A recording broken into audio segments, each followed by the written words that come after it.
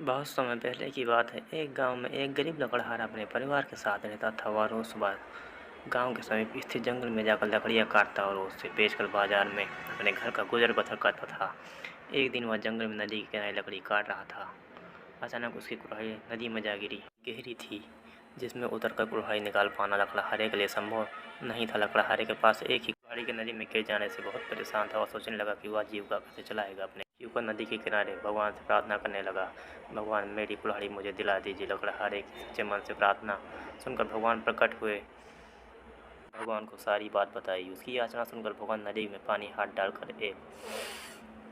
एक कुल्हाड़ी बाहर निकाली। वह कुल्हाड़ी चांदी की थी। भगवान ने लकड़हारे से पूछा, पुत्र यह क्या तुम्हारी कुल्हाड़ी है? लकड़हारा बोला, नहीं भगवान, ये मेरी कुल्हाड़ी नहीं है। भगवान ने पुनः अपना हाथ पानी में डाला। इस बार उन्होंने जो कुल्हाड़ी निकाली वह सोने की थी। लकड़हारा बोला, नहीं भगवान, यह मेरी कुल्हाड़ी नहीं है।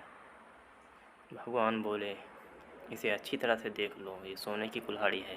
क्या वास्तव में तुम्हारी कुल्हाड़ी नहीं है? नहीं भगवान, लकड़हारा बोला, सोने की इस कुल्हाड़ी से लकड़ियाँ नहीं कटती, ये मेरे किसी काम की नहीं। मेरी कुल्हाड़ी तो लोहे की है। भगवान मुस्कुराए और फिर से पानी में हाथ डाल दिया। इस बार जो कुल्हाड़ी उन्होंने निकाली वह सोने की थी, लोहे की थी। वह कुल्हाड़ी लकड़हारे को दिखाते हुए भगवान ने पूछा, पुत्र क्या यह तुम्हारी कुल्हाड़ी है? इस बार लकड़हारा देखकर प्रसन्न हो गया और बोला, भगवान, यह मेरी कुल्हाड़ी है। आपका बहुत बहुत धन्यवाद।